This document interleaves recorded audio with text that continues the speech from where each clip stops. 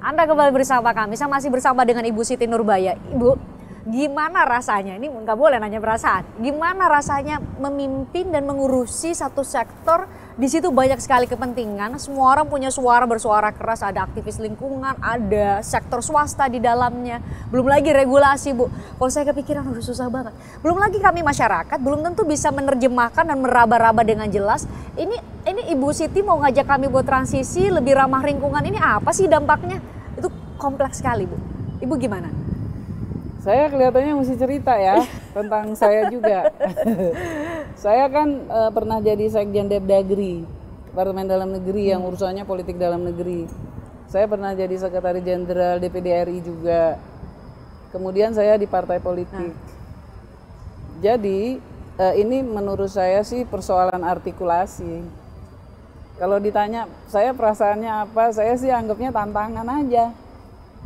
Tapi memang kita mesti pertama punya kapasitas dalam artikulasi, kedua modal sosial dan interaksi yang baik. Komunikasi pada akhirnya saya mau ngasih contoh gini, program-program yang diarahkan Bapak Presiden itu saya nggak bisa terjemahin sendiri. Saya konsultasi juga ke Pak Pratikno, Mensesnek. Kadang-kadang saya konsultasi juga ke Pak Budi Heru. Kemudian saya juga konsultasi ke sespri-sesprinya. Saya juga konsultasi ke Pak Menko misalnya. Kira-kira apa? Kenapa harus dikonsultasikan? Karena message Bapak Presiden itu kan simboliknya yang harus dijaga. Jadi bukan hanya pekerjaannya, kan fungsi politik eksekutif Presiden itu kan simbolik, ekstraktif, kemudian regulatif, kemudian distributif dan responsif. Nah, jadi saya mesti jagain bahwa yang kita kerjakan itu udah sesuai.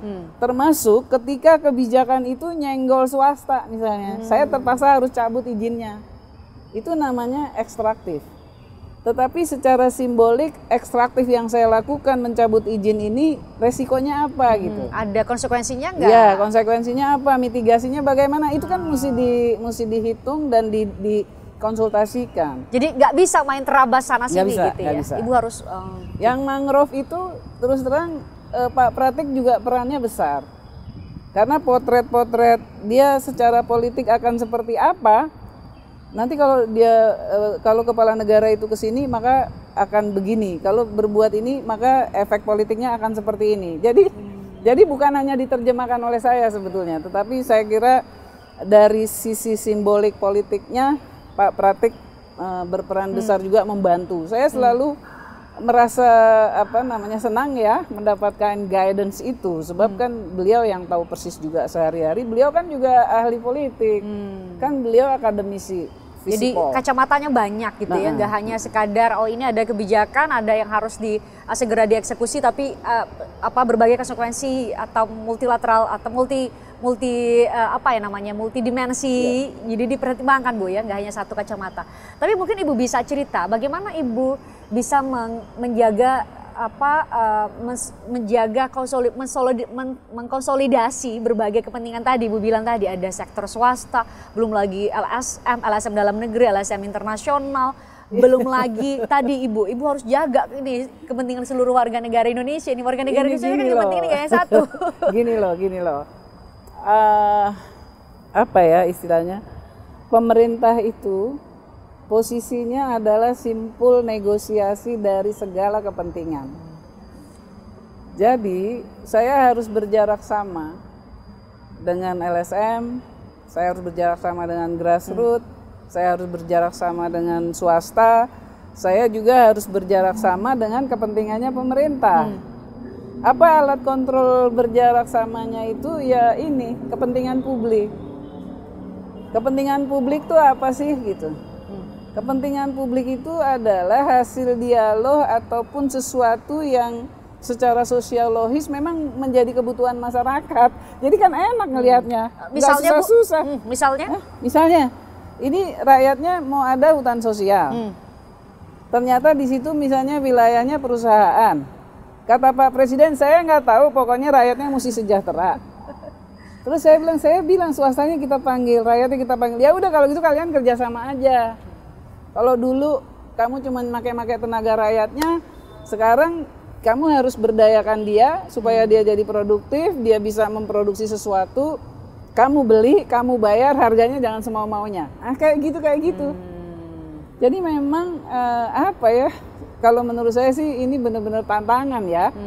Jadi banyak hal yang kita mesti selesaikan, tentu saja. Banyak juga hal yang kita belum bisa selesaikan. Karena kan wilayah Indonesianya luas banget. Terutama misalnya soal pencemaran lingkungan. Itu juga kan spot-spot kecil.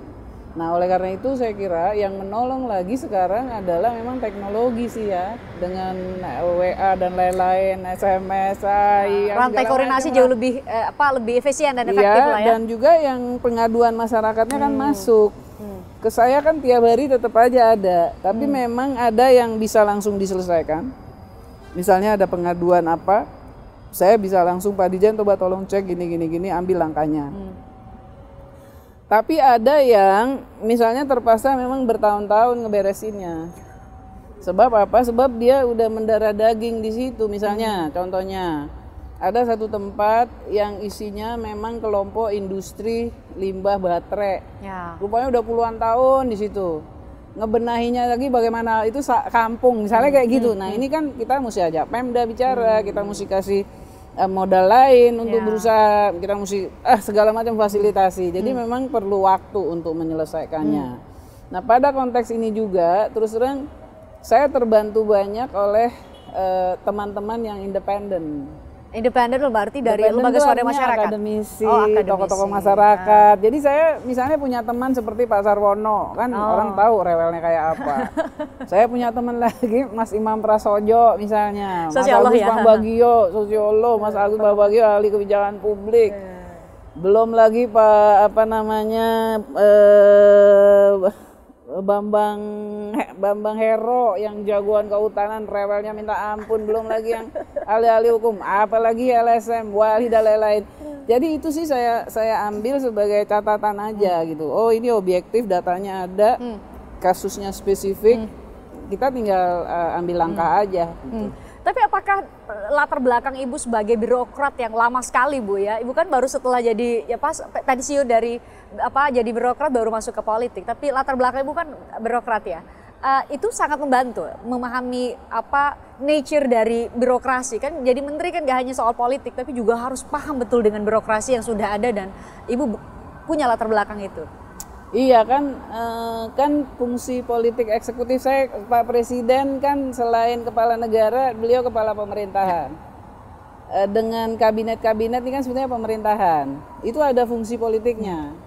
Fungsi politiknya itu seremonial.